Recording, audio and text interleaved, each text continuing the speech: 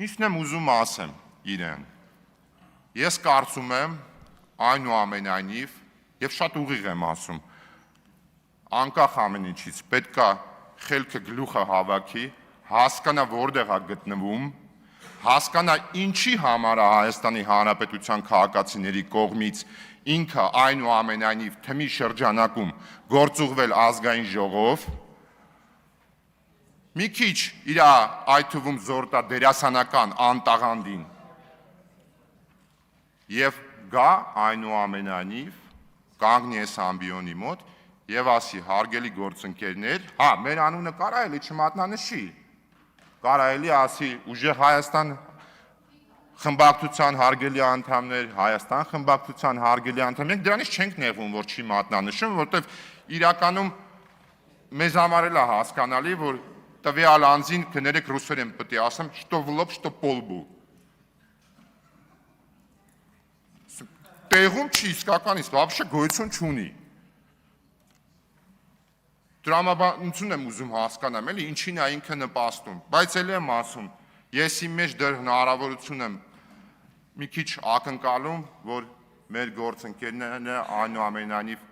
այստեղ ձեր մասին է խոսքը, դուք պետք է ցույց տաք, որ դուք ձեր միտումներում անկեղծ եւ ազնիվ եք եղել, այնուամենայնիվ ազգային ժողովի մաղթում եմ, որպեսզի մենք շարունակենք մեր աշխատանքները, ի սկզբանե մեր որդեգրած այն ոճով, որը որ շարունակում ենք, որովհետեւ կրկնվեմ, ստեղ խոսքը նրա մասին չի։ Նարեկ Կարապետյանը լավը կլինի, թե Վիլեն Գաբրիելյանը լավը կլինի այս ամբիոնի մոտից, թե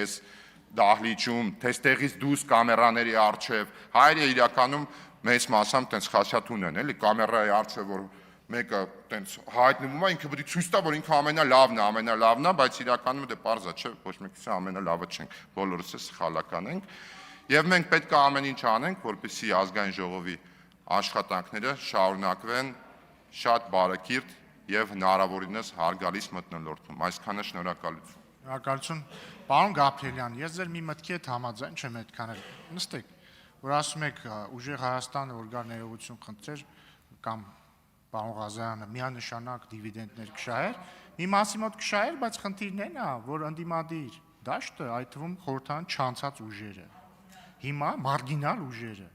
այդ թվում այս դահլիճում ներկա որոշ մարգինալ ուժեր, պարազիտանում են այս թեմայի վրա, ու իրանք ասում են ոնց կլինի, ոնց կարա ընդդիմությունը գա ներողություն խնդրի, օրինակ բարեվարկության խախտման համար, հո դուք բան չեք, չգիտեմ, մի վարկյան, լռություն, բայց դա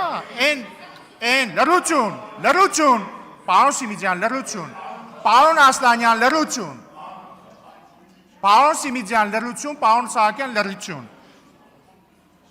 պարոն Ֆարմանյան, լռություն, բայց դա ռադիկալացման շղթան է, որի մասին ես խոսում էի, որտեվ քաղաքական ուժերը իրանք ռադիկալացնում են իրանց ընտրողներին, իրանց ընտրողները մտածում են դե հեսա, ուրեմն պետք է իրան ներողություն արտահայտությանս համար հայհոյեն, հետո գալիս են դալիճ հասկանում են, որ սենց ապել չի կարելի, բայց արդեն վերջ, էլ ոնց կարող ես գաս ներողություն խնդրես, որ ձեզից մեկը ասելա սրիկա, մի սրիկա ասելա սրիկա, ու դες ռադիկալացման շղթան գնում է, այդպես ռադիկալացման շղթան գնում է, ու ես ուզում եմ մի բան նշել, հարգելի գործընկերներ, մենք էլ ունենք ընտրողներ, որոնք օրինակ, իհարկե մենք երբեք թույլ չենք տվել ձեզնից ոչ մեկի վիրավորել, բայց որոնք ասում են օրինակ ոնց եք Վարդևանյանին ընտրել ազգային ժողովի փոխնախագահ, բայց մենք գիտակցում ենք, որ ռադիկալացման շղթան պետքա կոտրել, բայց դուք դա չեք գիտակցում, ու վստահաբար այն մեկ այն սուբյեկտը, որ այնտեղ նստած է, որ փախցրել տարել եք այն կողմ, բան ռազմավարական խորություն եք հաղորդել, ինքը վստահաբար չի գիտակցում, բայց ինքը կգիտակցի, ես ձեզ դա խոստանում եմ։